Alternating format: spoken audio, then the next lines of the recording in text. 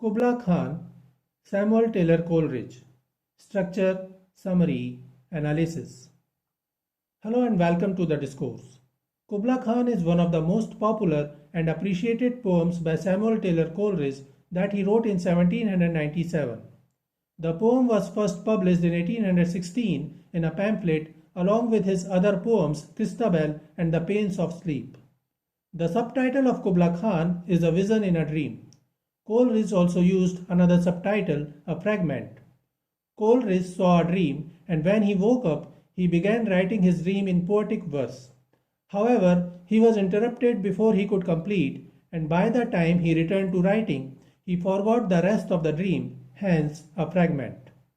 The poem is offered as a dream, a poetic dream removed from any intellectual content, but offering the essence of a dream. The enchanting vivacity of its color, artistic beauty, and sweet harmony appear like a dream. As a child, Samuel Taylor Coleridge got addicted to opium when he used an opium-based medicine laudanum to get rid of pain due to an injury. He continued using laudanum to treat depression and stress and failed to get rid of the addiction. One night in 1797, he was suffering pain and to ease it out, he took a dose of laudanum. He fell asleep and had a strange dream about a Mongol emperor named Kubla Khan. Coleridge dreamed that he was actually writing a poem in his sleep, and when he woke up after a few hours, he sat down to write the dream poem. Coleridge had this dream of Kubla Khan or Kublai Khan because before he fell asleep, he was reading Purchas, his Pilgrims, a book by Renaissance historian Samuel Purchas. The book briefly describes Xanadu, the summer capital of the Mongol ruler Kublai Khan. Coleridge mentioned this source of inspiration in his preface to Kubla Khan. Samuel Purchas never visited Xanadu, but his description of Xanadu was based on the writings of Marco Polo, who visited Xanadu in 1275.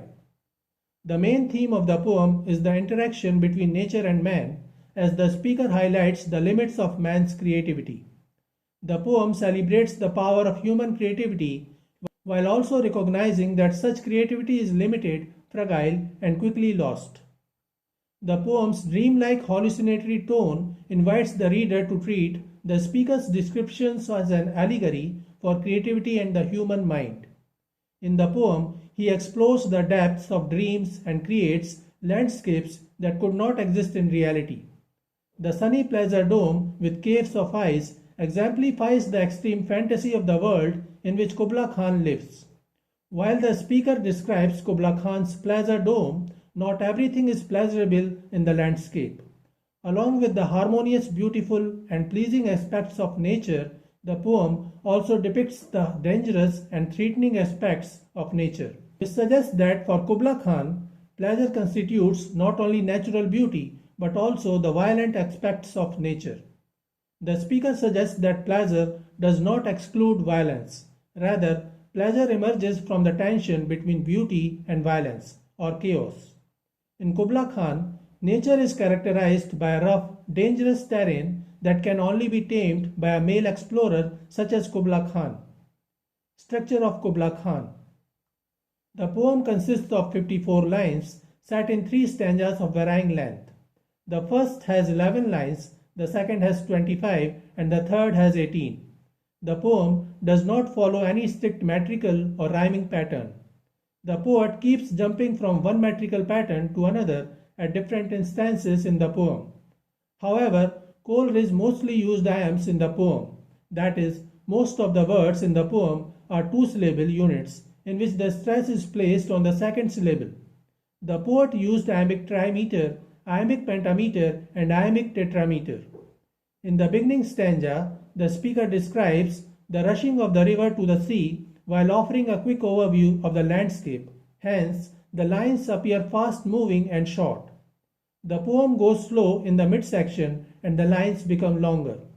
The speaker describes the meandering winds and the lines meanders too. In the last part, the speaker rushes to conclude and the lines become short again.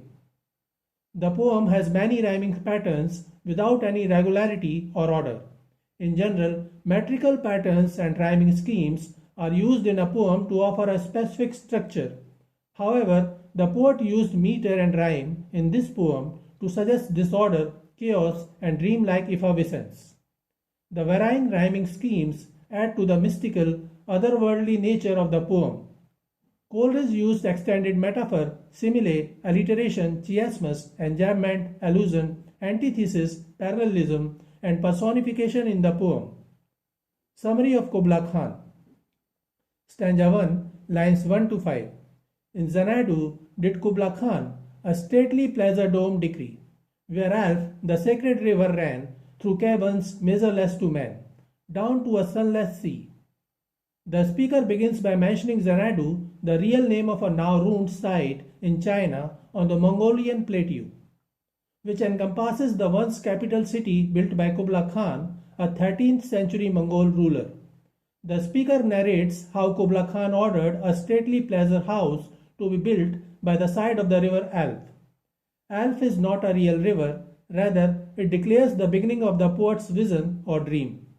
Coleridge chose the name, this fictitious river Alph, to symbolize nature as the greatest creator, the source of all creations.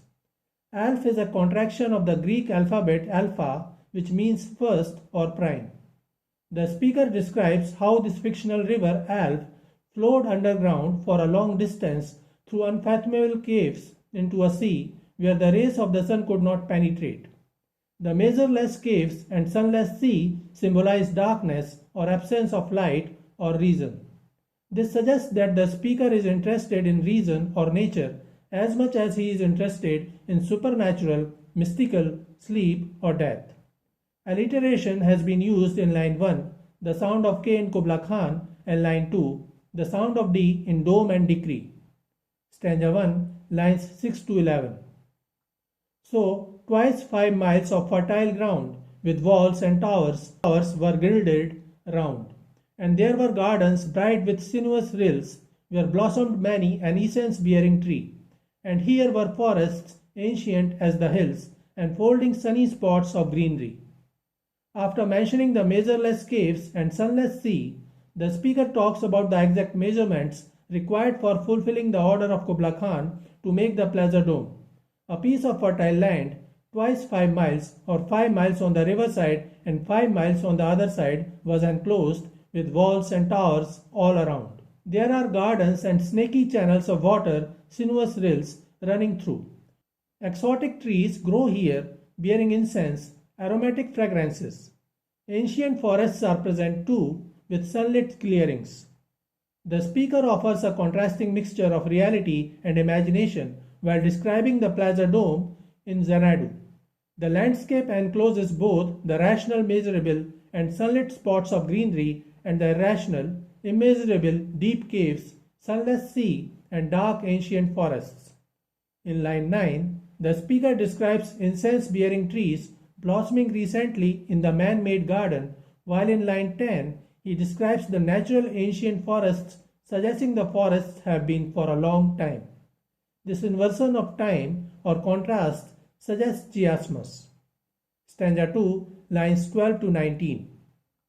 But oh, that deep romantic chasm which slanted down the green hill athwart a Sedan Ukavar, a savage place as holy and enchanted as ever beneath a waning moon was haunted by woman wailing for her demon lover, and from this chasm with ceaseless turmoil seething, as if this earth in fast thick pants were breathing, a mighty fountain momently was forced. While describing the beautiful artificial garden, sunlit spots of greenery, and the natural ancient dark forest, the speaker notices the deep dark chasm, a deep crack or canyon in the ground. The river Alph cascades down the side of one of these hills, cutting a deep chasm or canyon through it. The chasm symbolizes the unfathomable strength of the river flow. The chasm appears clear because the whole of the hill is covered in cedar trees, while the canyon is the dividing line. The powerful and violent river adds to the mysterious aspect of the landscape, which appears an enchanted place haunted by demons. The chasm adds to the savageness of the area. It is dark and the moon too is waning or diminishing. The place is haunted, dangerous, and beautiful too at the same time.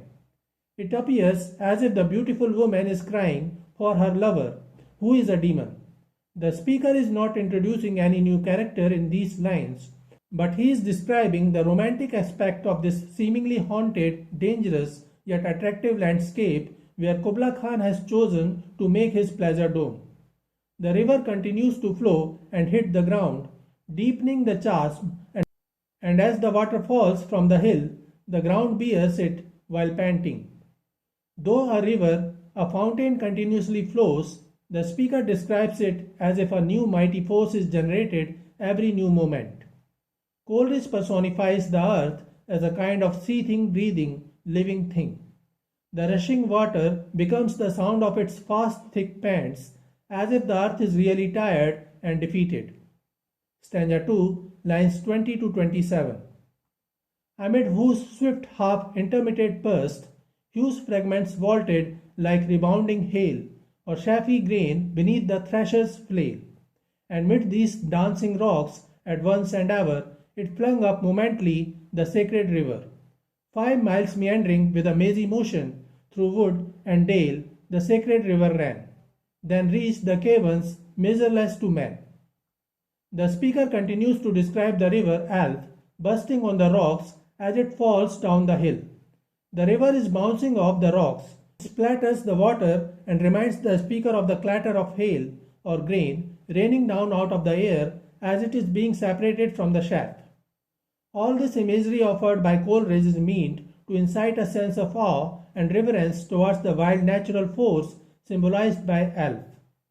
As the water falls, it begins to ease and settle, and then the river meander with a mazy motion.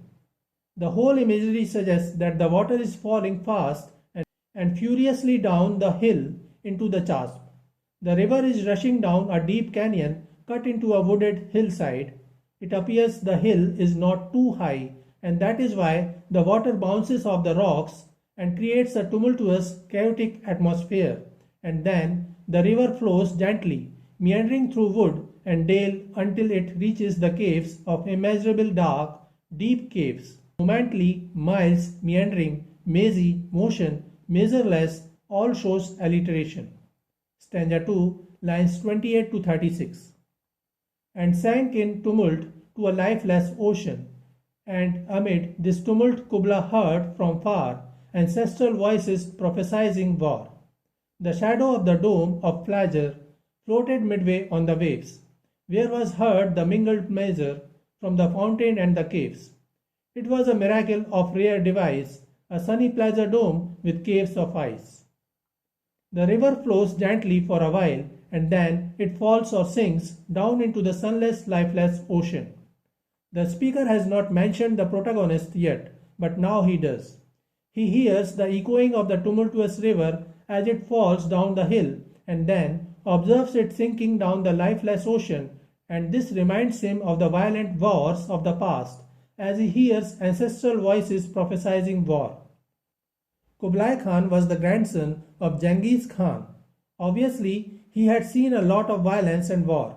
This voice that Kubla Khan hears suggests that chaos, tumult, or violence can be a necessity to create something grand, such as the pleasure dome decreed by Kubla Khan.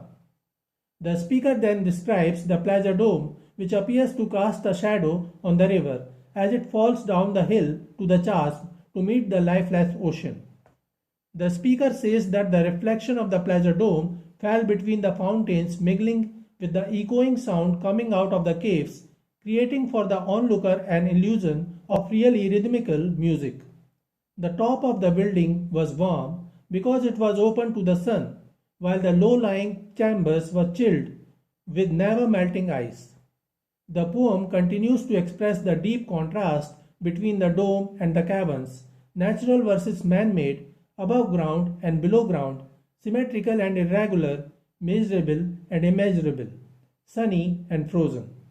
Stanza 3, lines 37 to 44.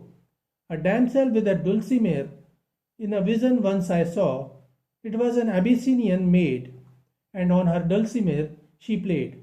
Singing of Mount Abora, could I revive within me her symphony and song, to such a deep delight it would win me. Coleridge mentioned it in the preface that he was interrupted while writing the poem after he finished the first two stanzas. He was forced to go away from his writing desk, and by the time he returned back, he had lost the memories of his vision. The speaker then mentions yet another dream he once had. In this vision, he introduces a muse, an Abyssinian damsel playing the dulcimer, an ancient instrument with strings that are plucked or hit with a mallet to produce music. The girl was playing music on her dulcimer while singing about Mount Abora. It is another fictional name, just like the river Alph, that can be considered as an allusion to Mount Amara, a place that John Milton mentioned in Paradise Lost. The music in his dream was so enchanting that he still remembers how it made him feel. Though he describes the music, he cannot really get back to experiencing that intense feeling, yet he longs for it. He wishes to experience the same hypnotic effect of that music. Why does the speaker wish to experience the same enchanting effect of the music of the damsel with a dulcimer? Coleridge uses an extended metaphor here. This reflects the creative imagination and visions of poets and artists who are inspired to create great or perhaps mysterious works of arts. Stanza 3, lines 45 to 54. That with music loud and long, I would build that dome in air, that sunny dome, those caves of ice, and all who heard should see them there, and all should cry, beware, beware. His flashing eyes, his floating hair, weave a circle round him thrice, and close your eyes with holy dread, for he on honeydew hath fed and drunk the milk of paradise. The speaker wants to revive the music from his vision and bring it back to life because he believes that music is so enchanting and powerful that if he hears it again, it will inspire him and he will be able to create his own amazing things. He will make loud and long music and then he will reproduce the pleasure dome of Kubla Khan in the air. He wishes to recreate the sunny dome on the icy rocks and caves. All those who will hear the music will be able to see the pleasure dome of the speaker too. However, despite the enchanting atmosphere of the pleasure dome, it has its own dread and chaos. Those who could see it will warn others about the demon that haunts the dome. The onlookers will warn others while describing this strange, terrifying creature with flashing eyes and floating hair. They warn that anyone hearing the song of the Abyssinian damsel must perform a ritual to avoid the demon who has fed the honeydew and has drunk the milk of paradise. Who is this terrifying figure? Is he the same demon lover for whom the woman in the speaker's dream was wailing? Or is he the speaker and hence the poet Coleridge himself in effect of opium? Or maybe the demon is Kubla Khan, the violent grandson of violent Genghis Khan, who has turned into a strange ferocious creature declaring war against the sane world. So this is it for today. We will continue to discuss the history of English literature. Please stay connected with the discourse. Thanks and regards.